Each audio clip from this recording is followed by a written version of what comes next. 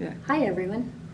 I'm Ann McEvoy, and I'm here at the Circle Center in Myrtle Beach to tell my Baba story, how I came to Meher Baba.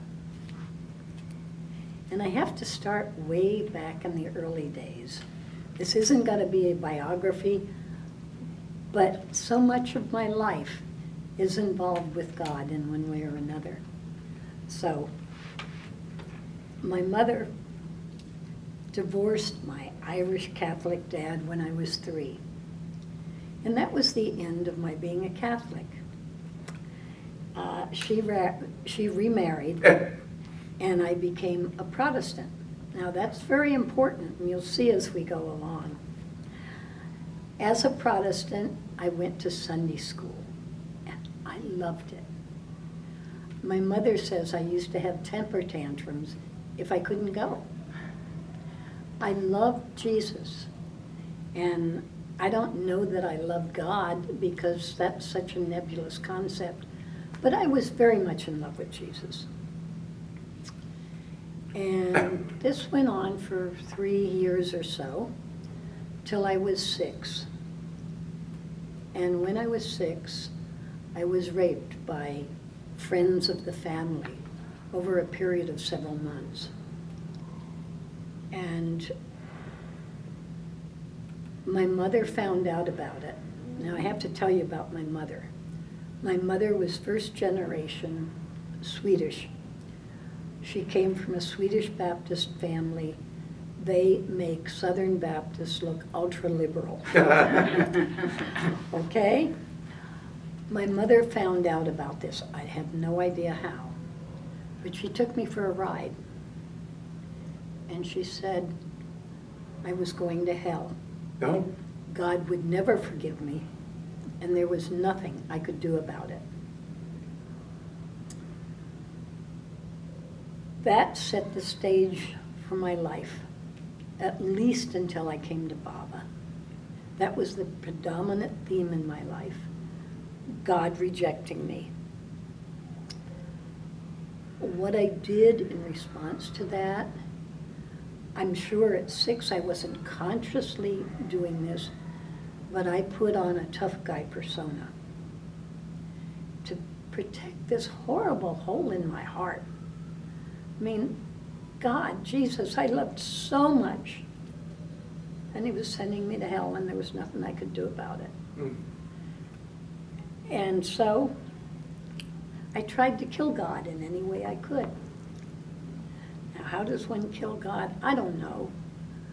I just was rough and tough. But you know, I was a seeker. I had all these questions. And perhaps that exacerbated the questions. Why am I here? Why did God make people? What's the purpose of life? And these questions kept going on and on in my mind. In fact, when I was a teenager, I used to go into New York City from New Jersey. And I remember writing really angry poems to God about you sitting on your golden throne, pulling the strings on all us puppets. Which ain't so far from wrong, in a way. But the anger was there, and I guess I could say most of my life before I came to Baba was a time of anger. A time of not trusting anyone, not trusting the world. It was just not a nice place to be. In my early teens, when I was old enough, I turned off on church. I stopped going as soon as I could get my parents to stop forcing me to go. And probably because of my tough guy exterior, my parents found me a very difficult child. And I found them, or at least my stepfather, awful. We did not get along at all. And it was until I was preparing this, I had thought that my parents had just labeled me as a bad person from the time I was raped. But I realized in preparing this talk that my inadvertently adapting a tough guy stance made a lot of difficulty for between my parents and I. Especially my stepfather, who adopted my mom because he wanted 2 little girls. And here's this very not nice little girl. I don't mean I was bad, but I was just... Anyway, I was looking for answers all this time. And in high school, I found Lao Tzu and read him and thought, wow, there is some light in this dark world. But that's all I could find. And so I could find nothing else that gave me solace in Trenton, New Jersey in the early 1950s. Well, because my parents and I didn't get along very well, I had to work my way through college. They sent my sister to a fancy finishing school, but not me. So first I went to a junior college because it was cheap, and that's the story that Bob must have been working with me then. I didn't have any money, and I went to this junior college in downtown Trenton. I went into the office and I said, I want to come to your school and I don't have any money, but I'm honest, and I've got I'll have several jobs and I'll pay you whatever I get every day. And they let me do it. And I had an average of between 3 and 5 jobs all the time I was going through junior college. I even had one job where I got paid for sleeping. There was a woman who was pregnant and she had a young daughter. And the child would wake up in the night and the mom was having a tough time with the pregnancy. So they gave me $3 a night for sleeping there. I mean, I just lucked out. Okay, while I was in junior college, I also became what is known as a church tramp. That's not my invention. Somebody called me that later on, and I thought, oh, okay.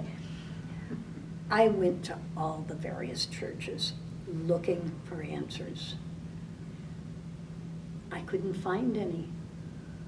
But I looked, and I kept searching, and finally I gave up. I said, no, that's not working. And I'm reading about Margaret Krask. She had done the same thing. She had searched very much for answers all over. And then she gave up on her search. And it was when she gave up that Baba sent a telegram to East Chalicum saying, love calls me west. And when he met Margaret that first night he was in London, he said, it was your love that brought me.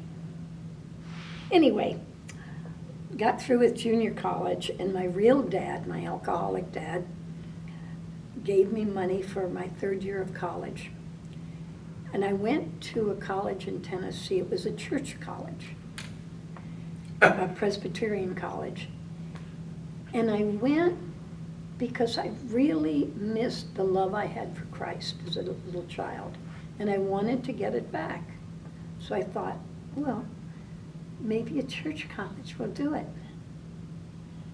Well, I hated that college, and that college hated me. They had rules that you wouldn't believe. Women couldn't wear red because it was an exciting color. We couldn't wear patent leather shoes because guys would look up our dresses.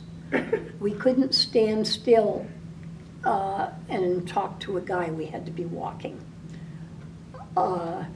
They had dances every night after dinner, but you had to be 3 feet apart, and they had a yardstick and they measured. I got put on probation because I broke one of their rules, which is you can't ride in a car. And I had an interview at University of Tennessee because I was going to transfer out of this school. I hated it. And I wanted to finish up, and UT accepted me. But I rode in a car to get there. And I could account for every bit of my time, but they kicked me out. But they didn't kick me out while I was there. That summer, after my 1 year at college in Maryville, it was Maryville College in Tennessee, I went to Boston College to get a year of German. And I lived with my dad and my real dad and his wife. And partway through my year of German in the summer, I got a letter from Maryville College saying I was kicked out and I could not be readmitted for at least 10 years, and they had it stamped on my transcript. So, Maryville, or University of Tennessee, rescinded their acceptance of me because they were only 40, 50 miles away, and this person must have been awful if they couldn't be readmitted for at least 10 years. Well, that summer, when I finished summer school, my sister and I took a vacation and we went to Tennessee. And I went to the college and said, "Why did you expel me?" And they said that not a guard, that's my perception of them, the person who watched the campus saw a person cutting campus who had a ponytail and carried a shoulder purse, and it had to be me. Now, cutting campus meaning you're leaving campus without permission. We were allowed 2 town nights a week till 9 o'clock, and that was it. And apparently this person either left after 9 or I don't know. But for that, that's why they stamped on my transcript, not to be readmitted for 10 years. So, I got out of there, and after UT withdrew their acceptance, that led to me working full-time, doing a variety of things, and taking classes part-time at college. It took me another 3.5 years to be able to graduate. And I was only 1 semester shy when Maryville kicked me out. Oh, well. One of the jobs I did, I taught school in Robbinsville, New Jersey. And I taught special ed. I married my husband, a Jewish man, and that I met at Rutgers, and we moved to California, where we studied Buddhism and discovered Unitarianism. This is back in the mid to late 50s. And again, I began to see that there was more light. It wasn't just Lao Tzu that had some answers, something that made sense to me. As I read more and more esoteric literature that I was exposed to initially through the Unitarian Church and through my Buddhist contacts. Well, I left my first husband. He was far too nice for the persona I'd assumed. He really was. He was a delightful man, but I couldn't appreciate him. So I left him, and I finally graduated from Sacramento State after 7 years from when I began at Trenton Junior. After I graduated from Sac State, I got another teaching job in California, and I married my second husband, who happened to be the principal at the school I was teaching. And I taught special ed again there. And I was still going to school at night, going to graduate school. While I was married to Roy, we adopted 2 Eurasian children. And I continued going to the Unitarian Church and reading more about spirituality. And I continued teaching special ed, and then had a stint at regular junior high. I'd like to say that during this time I was getting softer and less angry, but I don't think in retrospect that was the case. I was attracted to a man, my second husband, who was abusive, not physically, but emotionally abusive. And after 7 years, I left him, and I moved to Portland, Oregon with the kids. That was the beginning of a wonderful time. Even though it was very difficult, I loved Portland. I was able to buy a log cabin in the woods with 4.5 acres. It was a wonderful place to raise my children. And went to the Unitarian church there that was really a quite offbeat church in the woods. And I got involved briefly with a Gurdjieff school outside of Portland, but it didn't feel right to me. So I pulled back. But I kept reading Gurdjieff and Ouspensky, and then I married again, a fellow Unitarian this time. This was another school principal. You'd think I would have learned the first time. That's what the superintendent of schools said when I let him know that I was married another principal. He said, "Are you crazy?" Anyway, we lived unhappily in my log cabin for a year, and I realized I'd made a mistake within a week of our really cool hippie marriage. But during that time, I got involved in TM, which helped. And I also had lots of counseling. There were organizations that would do counseling for free, like Lutheran Family Services, because I never had any money. I was broke almost all the time. Anyway, after I left him, the kids and I wound up briefly on welfare. This was an amazing experience. Perhaps the first time I sensed that God was with me. There was this buzz going on in my head. I don't know that I could hear it, but it was there. And what was that buzz was, hang in there. This will be a very valuable experience and it won't last long. But that probably kept me from going totally crazy. But I was raised in an upper middle class Republican home where people on welfare were no good bums. And I could not function while I was on welfare. I mean, I really couldn't function. I became mentally retarded. And I realized what it was like to be retarded. The only way I got out of it was that there was a program through welfare to help people who were on it. And they helped me get out of bed, because I couldn't get out of bed. They just helped me all along. And they put me in a WIN program, which was a program, it's called a work incentive program. And they said, if you have an interview, tell somebody. If they hire you, welfare will pay half your salary.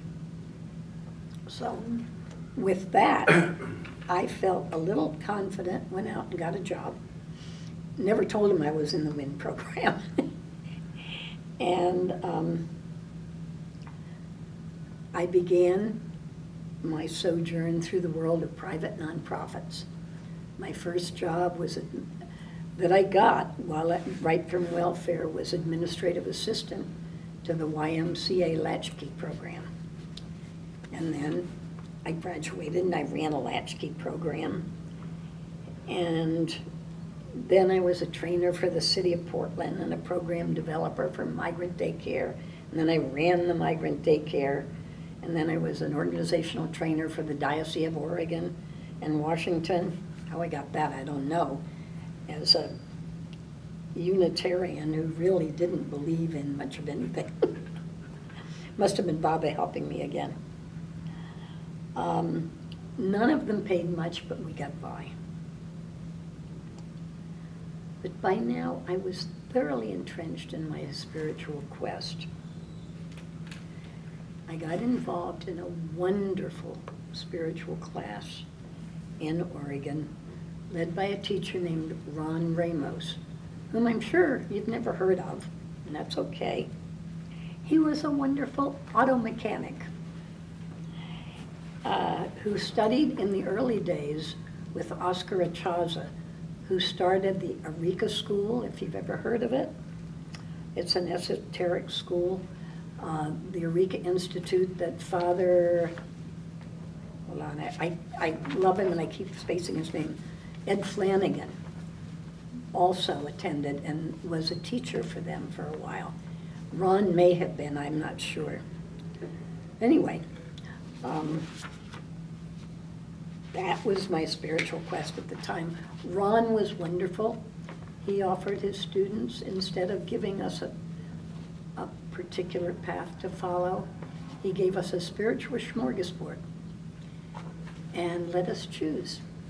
And he did mention Meher Baba, but he mentioned so many others. It's like that name went in one ear and out the other. Also, I think.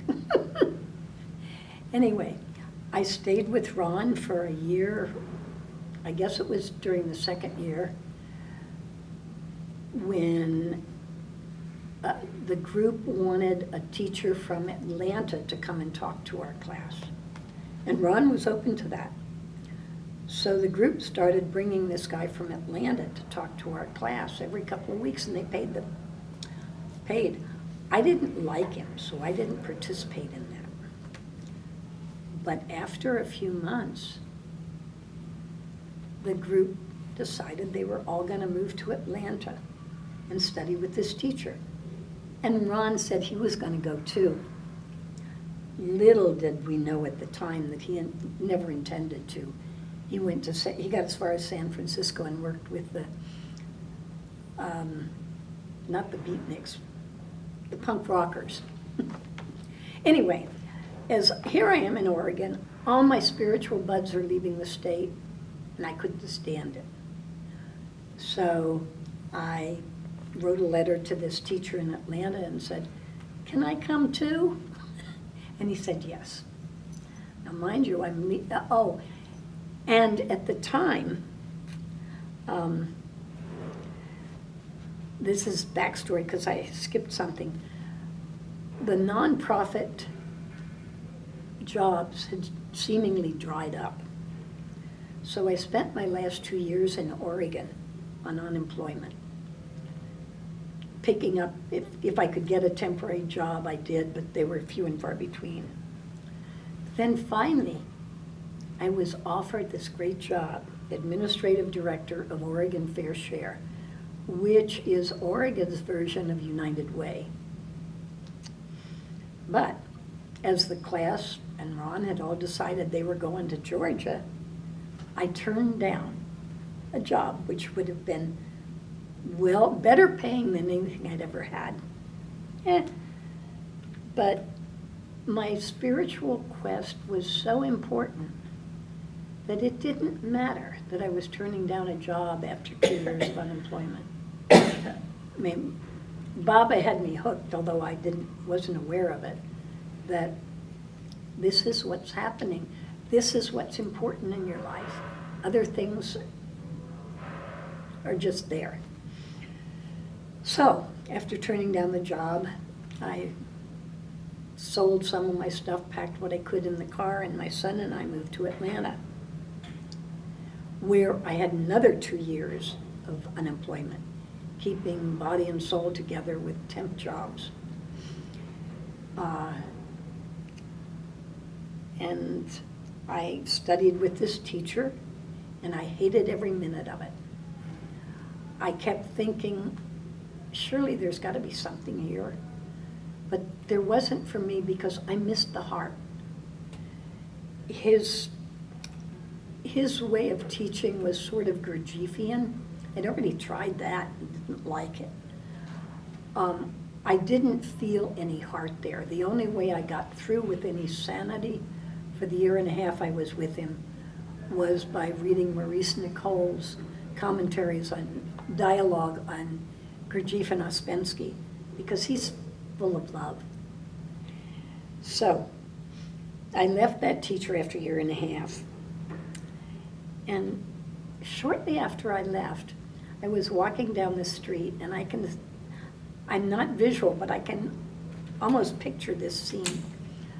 Walking down the street with my friend Jerry Ann, who was also from Oregon. And some of you may have met her. She's done Sufi dancing here a couple times.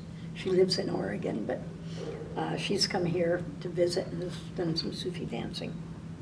Anyway, we're walking down the street, and I had had a long-term temp job that just ended. And I said, Jerry Ann, I want to go on a spiritual retreat.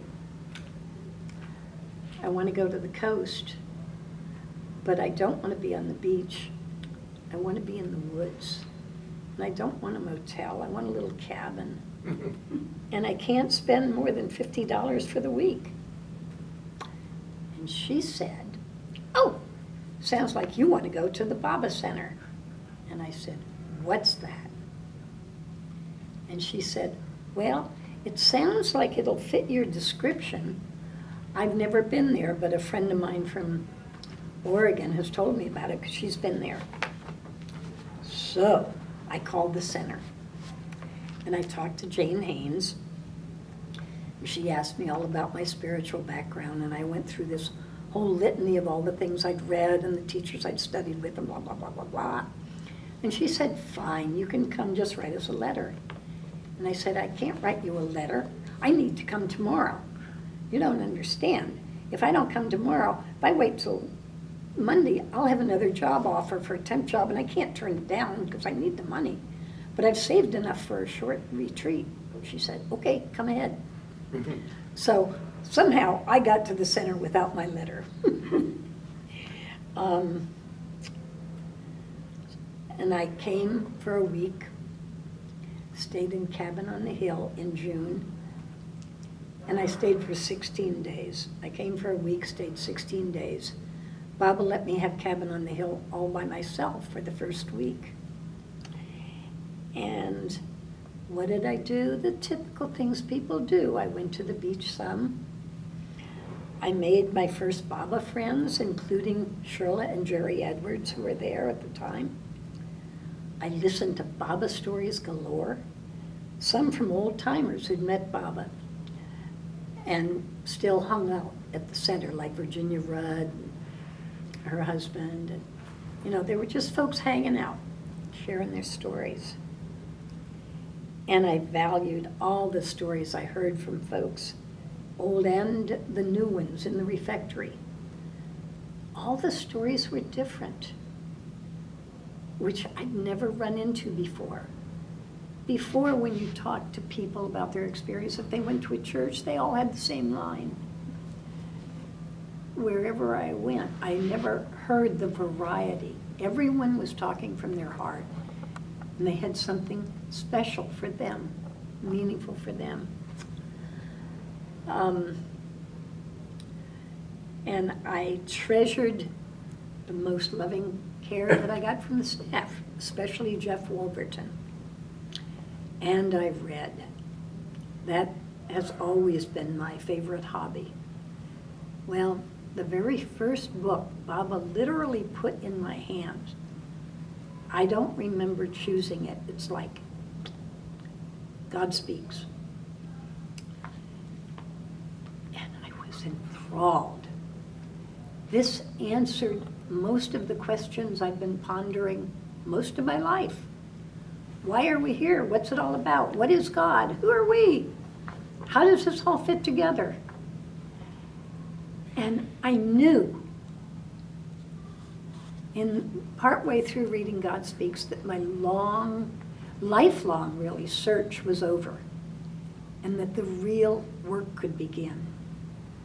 And I'd been in a couple of spiritual work groups, and I knew that they didn't know what the work was. Because thanks to Baba, I knew that the spiritual work each of us has to do is individual. It's between us and God. And nobody can codify it and, make a system out of it. It can't be, because it's so individual.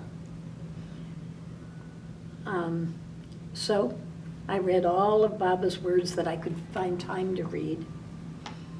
And I left after 16 days with a bunch of books from the old Sherry Art Press bookstore, and my first Baba pictures, including an oil painting of Baba by Phyllis Ott that hung in front of their house. And I just saw it, and I loved it, and I bought it. Didn't have the money. And she said, oh, that's okay. And I said, can you take $25 a month till it's paid off? Sure. So I did. I knew my search was over because I knew Baba knew. He knew everything. But I still couldn't accept him as God because in my mind, I still needed to kill God. By this time, I'm 49 years old. I'd been needing to kill God since I was 6. Yeah, the impact of what my mother said to me when I was 6 was still the predominant theme in my life. And it was something I just couldn't shake.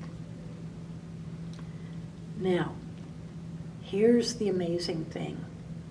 Well, there are a lot of amazing things. I'll skip ahead. And a couple years of putting the Baba on the back burner, Baba's God, putting it back there, letting it simmer away, I accepted it without any struggle. It's like Baba took care of that. And before, in all my spiritual seeking, when I came across something that I couldn't buy, I didn't accept, it was like, no. And I went searching elsewhere. This didn't happen with Baba. But now back to leaving the center. After 16 days, when I checked out on day 16, the cost on center was $7 a night for the first week. So I got what I'd put out to Jerry Ann. I wanted my week for under $50. The cost on center went up to $8 a night on the 8th night. That was so funny. And then, remember, by now I'd been unemployed for 4 years. Really tough times. I hadn't asked Baba for anything during this time because what could he do? God didn't exist. No one else could do anything. But when I got back home, I had a call on my answering machine that led to permanent employment until I retired and moved here. Baba was so clever. He even arranged for a short-term job with the city of Atlanta as a contract administrator until the job appeared at the Atlanta Journal and Constitution. This job was perfect. I started their newspapers and education program, building on my teaching experience and my community service experience. I loved most of the job. I got to develop curriculum, and I got to do all sorts of research into subjects I didn't know so I could write curriculum. I trained teachers on how to use the newspaper in the classroom to teach almost anything in grades K through 12, and teachers in training in teacher colleges. I found out that I really loved being a presenter and interacting with all the teachers. The program expanded and I became a manager and had a number of people working for me, most of whom were professional teachers and support staff. The only downside of that job was the management stuff, which I didn't like at all. The best thing about that job, aside from having decent pay, which I'd never had, paying into Social Security, which I'd never had, it had a 401k program and a pension. And that was how the job itself enabled me to get closer and closer to Baba.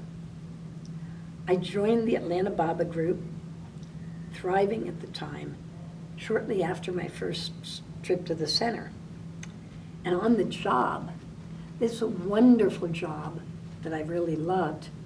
I got to travel all over the state of Georgia, visiting teachers and doing workshops. And I got paid for doing that.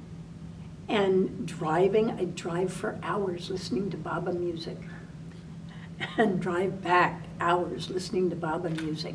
And I got comp time because I'd go into work at like 7:30, 8 o'clock in the morning and work till maybe 5.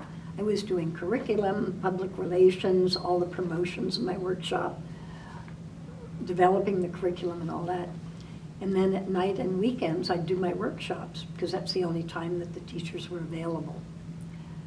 So I got enough comp time to enable me to come to the center almost every month, it seems, for the 16 years I was there. And I got 4 trips to India for a month each, using my comp time, plus I had some vacation time.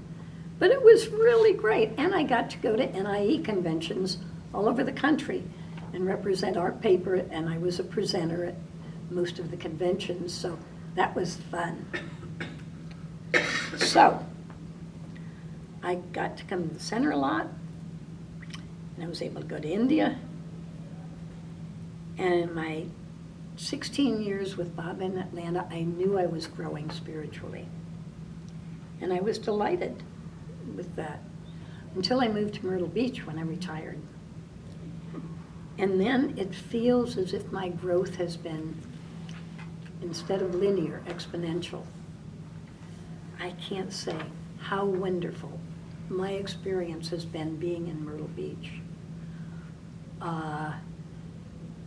And it's all Baba. He's my life and my all. That's my story.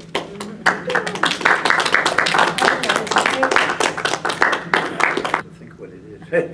Okay. Maybe someone else has one first. David? Was it 1985 when you first came to the center? 1984. 1984.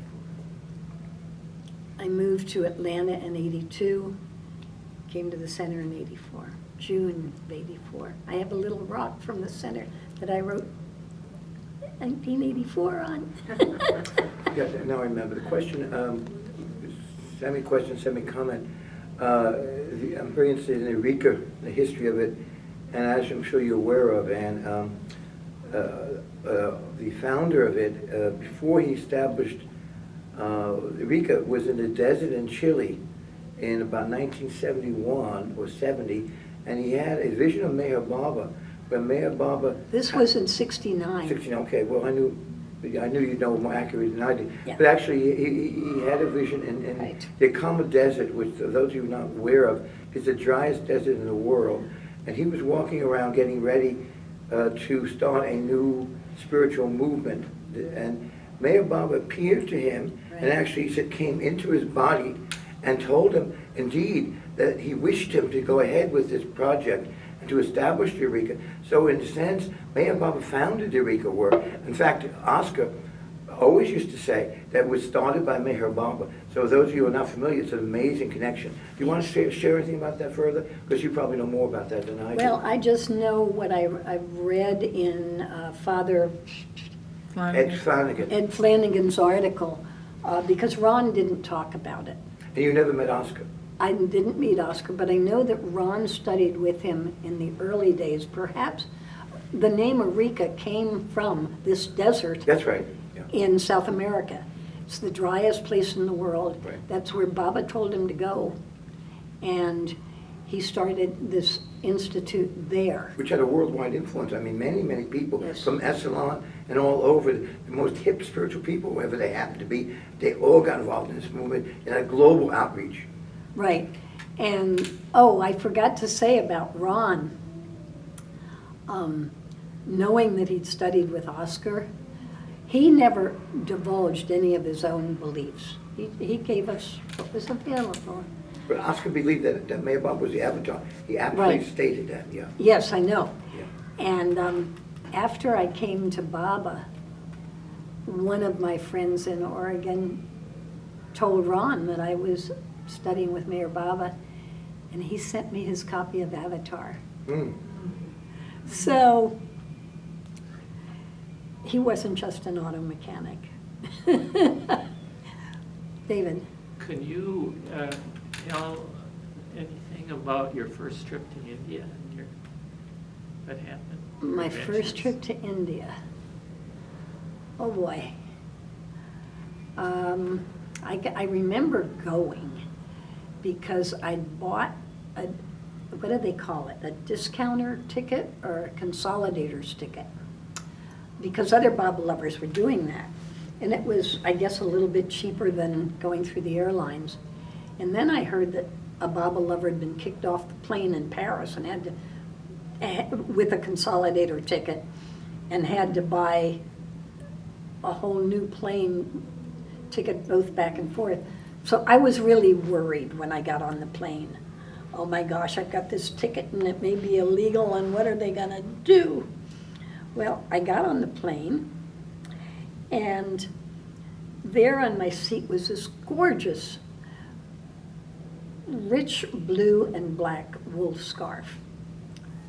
And I thought, oh, somebody left their scarf. So I called the stewardess and I said, someone left this, you want to put it in the lost and found? She said, we destroy anything that's left. Would you like it? And I said, oh yeah. So I took the scarf. All the way there, I was very aware that I might get in trouble. I was very scared. We landed in Paris, and there were all these guys with machine guns in the airport, and it scared me to death. And then we flew to Cairo, and we couldn't get off the plane, but we had to get all our luggage down and put it by our feet, because anything that wasn't by somebody's feet, they were going to explode, take off the plane and explode. So I'm getting immersed in all this violence. You know, it's like, oh my God, I've never seen this. Well, I got to Mumbai at 1 o'clock in the morning, as usual. And I'm thinking, I made it. And as we're deplaning, this voice came over the loudspeaker. Anne McEvoy, there are 2 gentlemen in business suits waiting for you outside. I thought, okay, this is it. I'm going to wind up in an Indian jail and I'll be lost forever. Black hole color. Yeah, right. So I got off and I looked for these gentlemen because I figured I can't run away. Where am I going to go? And backstory, I had a friend in Atlanta who was from India, and her husband, or no, that was another story, but she had said that she would have her friends meet me at the airport. Oh, I'd forgotten about that. So I go up to these 2 gentlemen, and they happened to be, they said, oh, Anne, we're so glad to meet you. We're from Indian Air, and we thought we'd, there was some connection between she and her husband and Indian Air. And they took me to the Indian Air kitchen where they prepared all the food for the international flights. And they showed me around the wonderful gardens, and all this is at like 2 or 3 in the morning. And then they took me to the the domestic airport, which was something else. I was going to fly to Pune. And the plane was 5 hours late because there had been a rainstorm. But I hooked up with a neonatologist from the Netherlands and a pediatrician from somewhere in South America or something. And we had a blast. We just laughed up the whole time we were in the airport. Then we flew to Pune, and I had brought with me Ann Giles' Welcome Home book. And I was going to stay in the Amir Hotel. I don't remember whether I'd made reservations ahead or how that happened. But I went to the Amir Hotel and dropped my luggage. And then I decided to walk around the town. And I was standing on a street corner looking at this map in Ann Giles' book that was all in English. And they, since she'd written the book, had changed all the street signs to Hindi or whatever Indian language that was. So I'm trying to figure out how to get to Baba's house. Which road is the one that takes me there? And this wonderful little lady came up to me in her sari and said, oh, can I help you? And I said, yes, here's where I'm trying to go, but I don't read these signs. And She told me where to go. She said, I'd invite you for tea, but we have a wedding today or something. But if you'd like to come tomorrow, I said, thank you, but I'm leaving Pune tomorrow. And I was so impressed, so nice. Everything has been so nice. So I get to Baba's house, and from what I heard, I was like the first person to go in Pumpkin House. The renters had just moved out, and the family had just reacquired Pumpkin House. Because apparently you couldn't kick renters out, and somebody had been renting it for 17 years or something like that. So I got a tour of Pumpkin House, and then I went over to Baba's house. And What year was that? 84. No, 86. I came to Baba in 84. It was 86. Went to Baba's house, probably met some people, but I was pretty jet-lagged and I don't remember. When I left Baba's house, I had on the Baba button because the book said, wear a Baba button. So I wear a Baba button. And I came out onto, Mahatma Gandhi Road, MG Road, when you come out from Baba's house out through the alley. This woman comes up and gives me a big hug, Jai Baba! And it was Dolly Basanti, I think was her name. And she's an old-time Baba lover. And she said, oh, can I show you the Baba sites? I said, sure. So she showed me the school, the college where Baba went, the elementary school, or St. Vincent's where Baba went. Took me to Baba Jan's tomb. And then we wound up going to Bindra House. And everyone was sitting down for a meal. I have no idea what time this was. But I sat down at the table, and that table must have been full of wonderful Baba lovers. But I sat down and calmed down. Jet lag hit me. And so I excused myself. I said, I've got to get a rickshaw. I can't keep my eyes open. So I went back to the Amir, met a couple who were going to Mehrabad the next day, so I got a ride with them. And everything was so wonderful. And I got to Mehrabad and had a terrible time. Baba brought up all my feelings of insecurity. Nobody loves me, everybody hates me, I'm going out in the garden and eat worms. That was something my mother used to say to me when I was a little girl because I was down. And that's how I was feeling. And that's how I felt most of the time there. And then I came home. So I just remember the good times. How about at the Samadhi? Did you feel anything special when you first went into Samadhi? Nope. Still worm eating stuff? Pardon? You still felt like eating worms even at Baba's tomb? Yeah. No, I didn't feel that when I was at the Samadhi, but I don't have those kind of experiences generally, although the crying at Baba's bed and in Baba's room and listening to Baba music is not a foreign thing to me. I mean, I've cried copious tears for Baba, but not in the Samadhi ever, because I went 4 times, 4 different trips for a month each. Did Mahara say anything to you? Pardon? Did Mahara say anything to you? Probably said hello. Nothing stuck with you? Nothing special. But what's interesting, I blot out a lot of that, and I don't know why.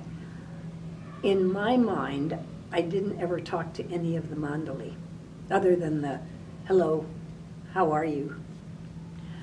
But I have a video that somebody gave me that shows me spending a fair amount of time talking to Mani.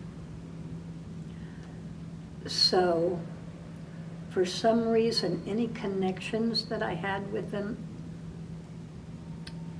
they're not in my Conscious mind. I can't recall them, except for my last trip. My last trip was a trip from hell with Erich. Mm. You want to hear it? Sure. Okay. Um, This was something totally amazing. As I said, I didn't think I talked to any of the Mandali. So as I was getting ready for my 4th trip, I thought,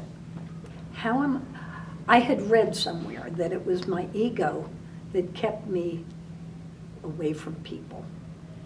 And I thought, well, I'm wasting all this.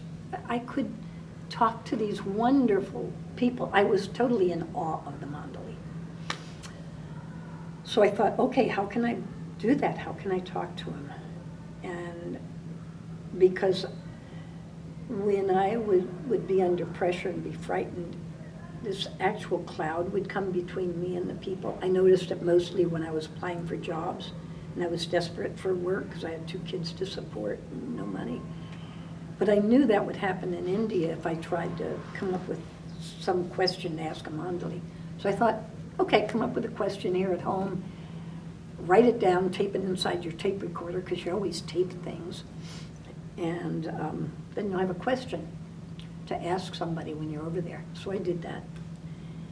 And never got to ask the question until the very last week of my last trip there. I didn't know it was going to be my last trip, but I was sitting in Mandali Hall, and Erich said, does anyone have any questions? And here is my hand, and he called on me. Erich had never called on me, had never acknowledged me in the 4 months I'd been there. He called on everybody else, but he never acknowledged me. This time he did. And I asked the question. I said, isn't all the emphasis on health in the United States a distraction from Baba? And Erich looked right at me and said, don't bother Baba. Internally, I went nuts. It felt like everything in my body got rearranged. It was like, and what came to my mind was my mom's saying that God would never forgive me and was sending me to hell. And I thought, but my whole life wasn't invested in him at that time. I am totally invested in Baba now. I can't bother him. He's rejecting me. What am I going to do? I mean, it was like he'd opened up a hole in the ground, and I sank all the way down into hell in it. It was terrible. And I got this crawly feeling, and I wanted to get out of there. I wanted to leave India right then, but I couldn't get up and leave because I'd make a scene, and I couldn't do that. So I sat there until other people left. And then I waited for the bus, and I went back to Mehrabad, thinking, I've got to get out of India today. I can't stand it. But Baba was kind and put me in a room with Huey McDonald's wife. Right now I'm spacing her name. Jeannie. Huh? Jeannie. She and I talked for hours. She brought me down off the walls and off the ceiling. And I decided I'd stay the rest of my stay, which was only a few days before I was due to fly back. And I went around and I asked people, what do you think about this? Some people said that Erich's answer was great. They didn't hear him say, don't bother Baba. Others said, well, that's all in your imagination. And someone finally said, why don't you play your tape recorder and see? Because I was taping it.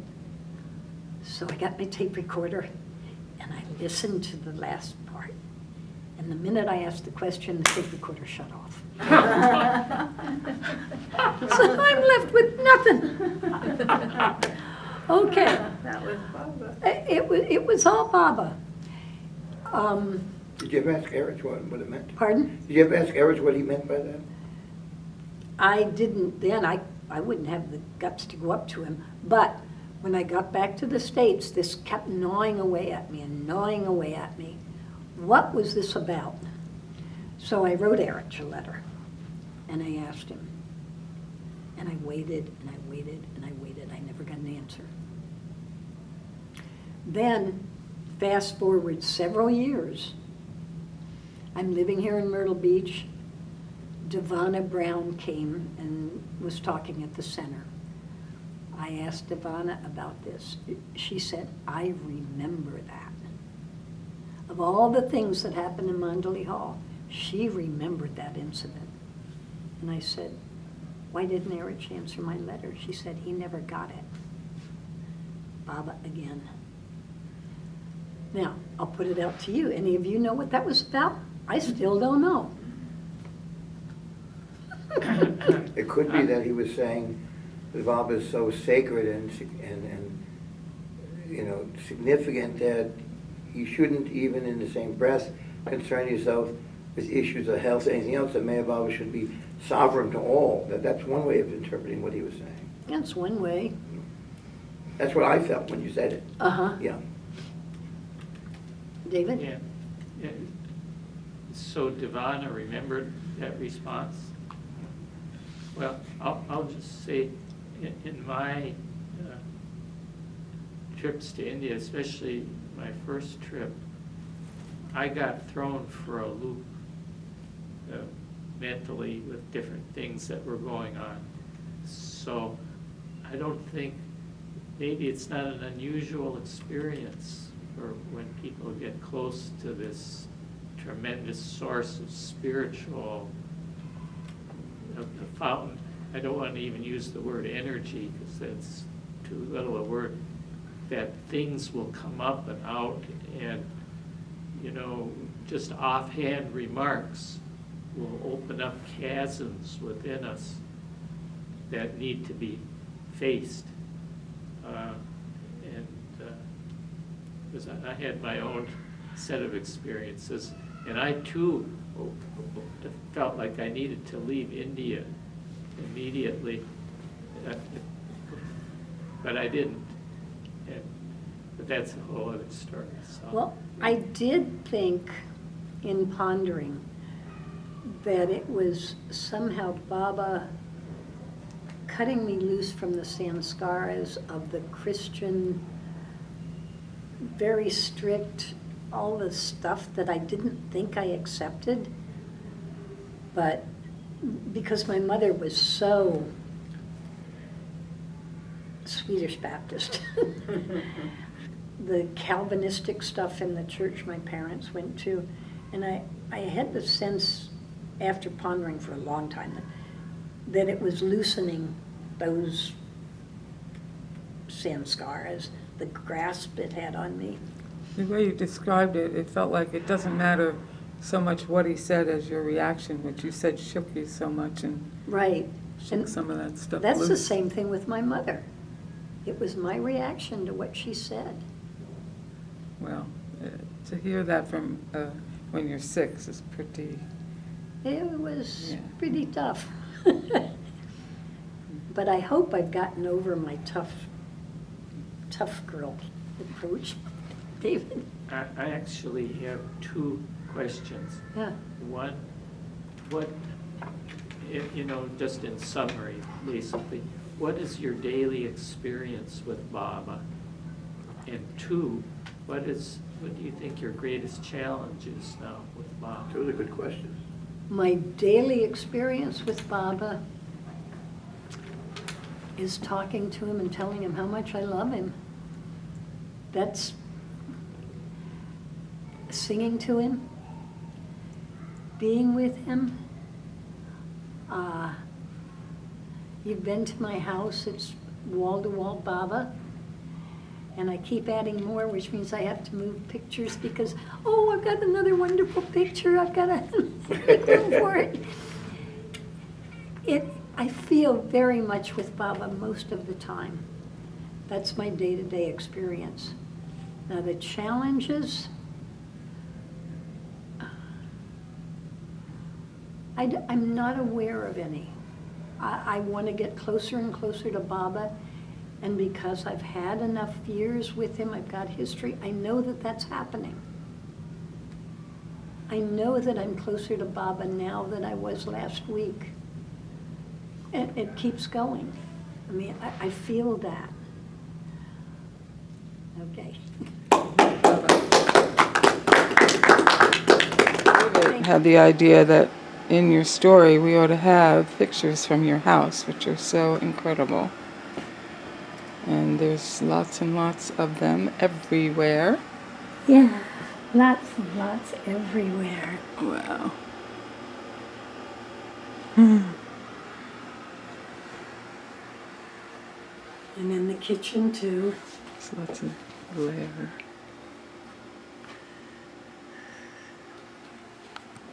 Oh my goodness.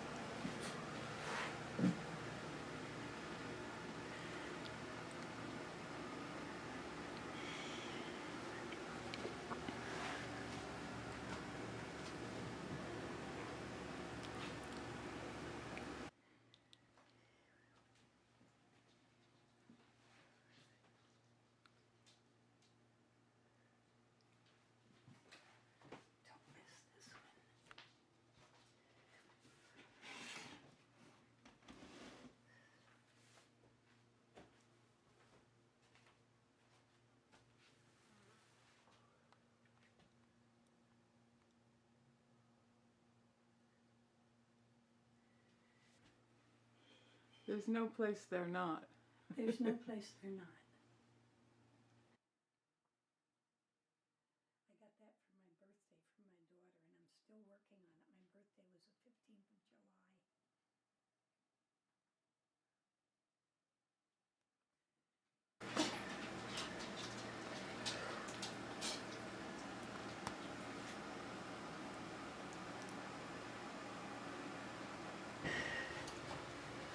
Oh, don't forget the ones on the table. They're so lovely. That one and that one.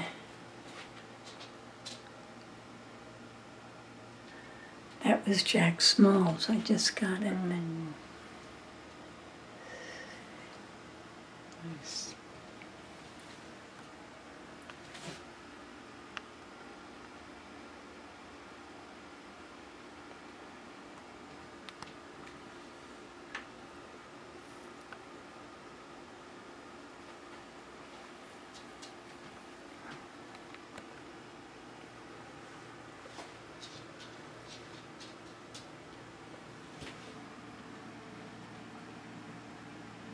Oh, Mohammed, you're slipping.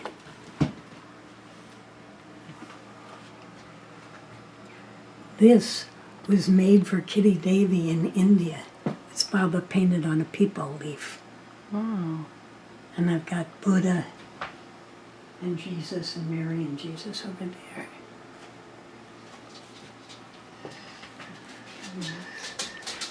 Oops. Wow.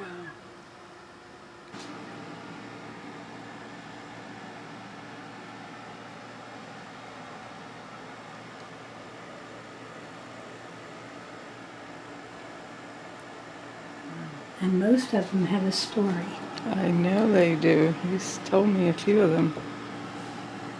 Someday you should probably have it all documented. You know? Maybe. Don't miss the Baba up there. Yeah. Baba. That was so neat. One day I went into Marshall's many years ago, and they had those, but all they had were A's and B's. Wow.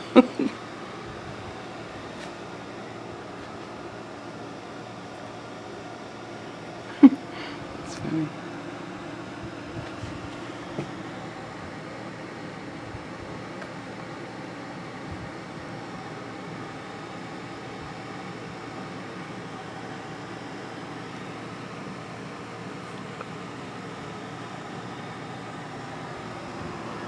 That statue of Baba was made by mud from the Ganges.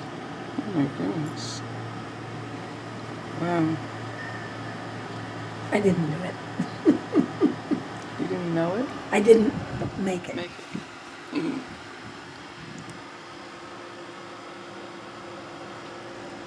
And this is the one of him coming out of his tomb. Yeah, I just love that. I bought that from Adele. Wow. It was big, but most of it didn't show much, and I cut it down. I'm sorry I did now, but that was wonderful when done by Elaine Goodman. To me, it shows Baba with so much compassion. Yeah. Yeah.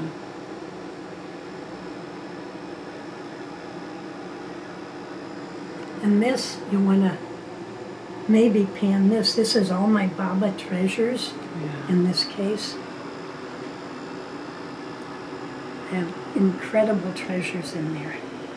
Baba's hair. I have a bead that was from Narina's necklace that Gohair used to say Baba's name, or Yezdan, on the New Life. Just gobs of little guys in there.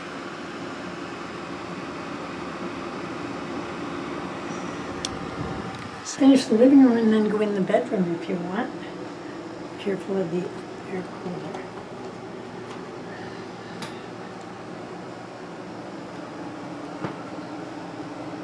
I don't want it to get you. Haven't aimed her.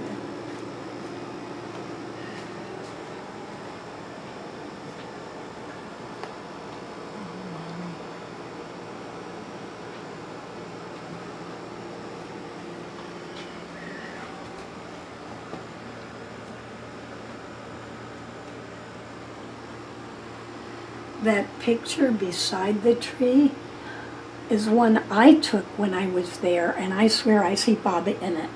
And I didn't go there till '86.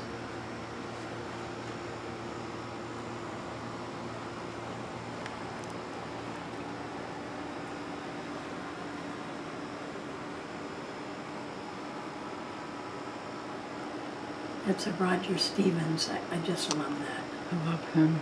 Oh my God.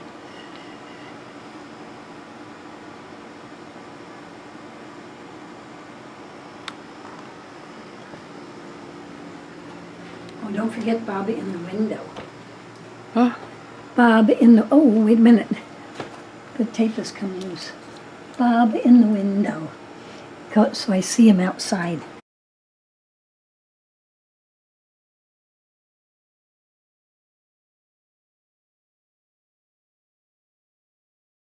Baba being brought down. Gene Godsky did that. That's cool. Baba coming down from the clouds. Right. Brought down by the five Five perfect perfect- masters. Right. Cool.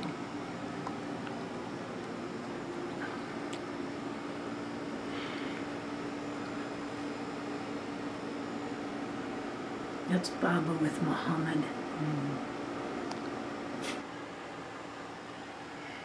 Can I do this?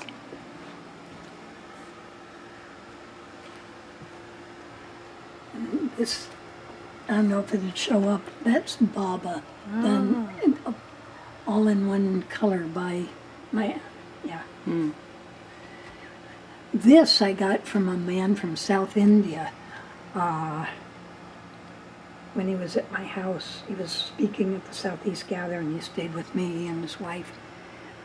So that's from, I think, Byramangala, or somewhere down there.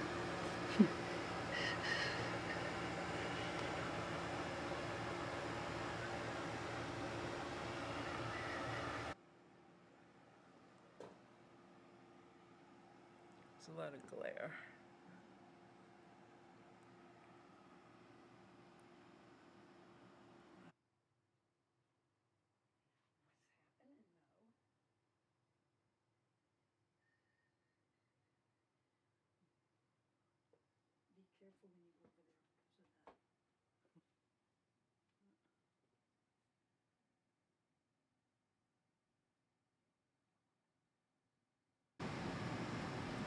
That's the first oil painting I got. My first trip to the center was outside the Ott's house. Phyllis? Oh, you told me, yeah. Yeah.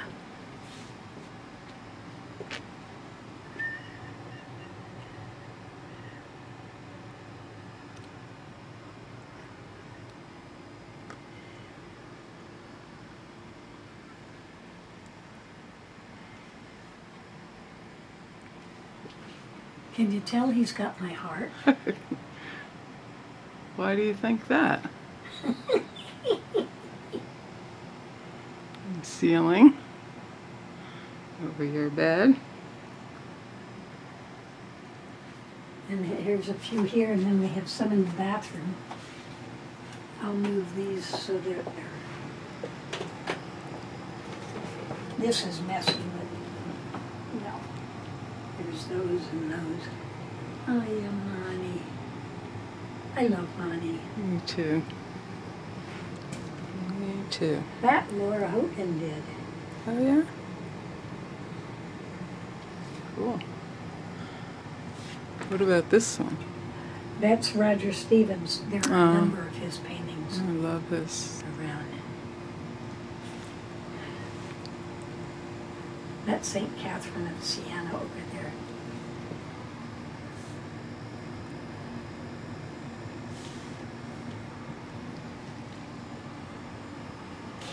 These two of Baba I got from an old-time Baba lover who died. And he was one of our mentally ill Baba lovers who wasn't allowed on the center after he'd had some episodes.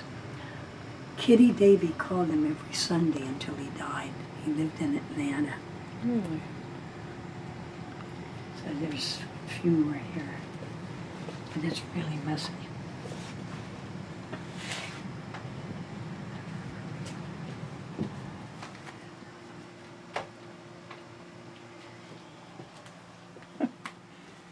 There are just a few in here. Yeah.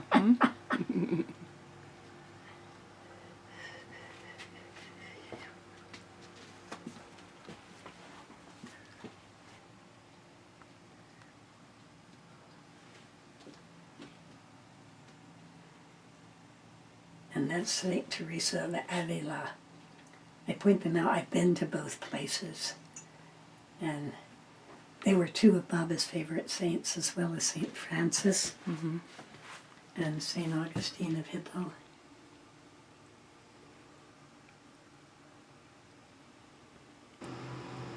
Oh, I made that. That's cool. I could move that. But I'm starting with the Big Bang. And I'm going up to 1952. So this room is not very light.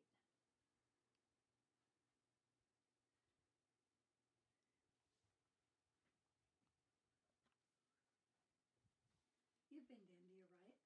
Yeah. You not recognize that? That's Imanpur. Where he walked to.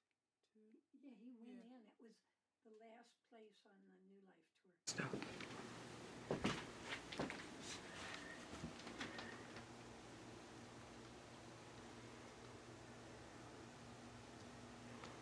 Huh? Susan White? Uh-huh. I put it in here because it was fading. It's a pastel. And this is probably the darkest room.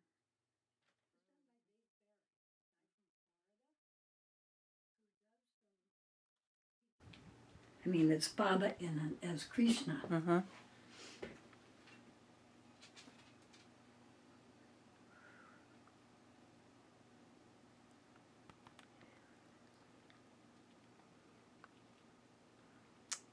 There's text.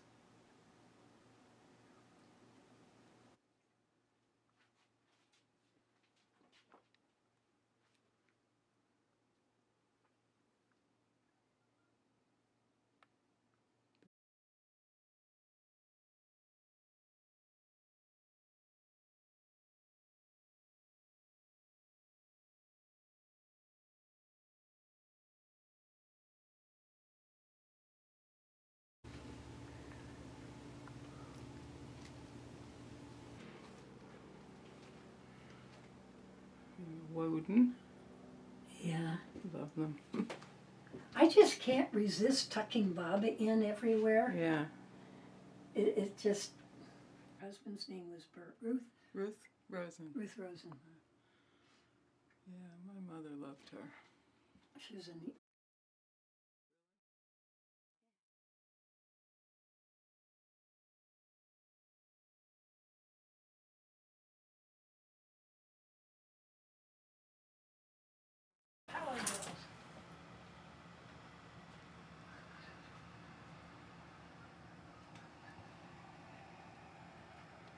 You're a good little boy, Mo.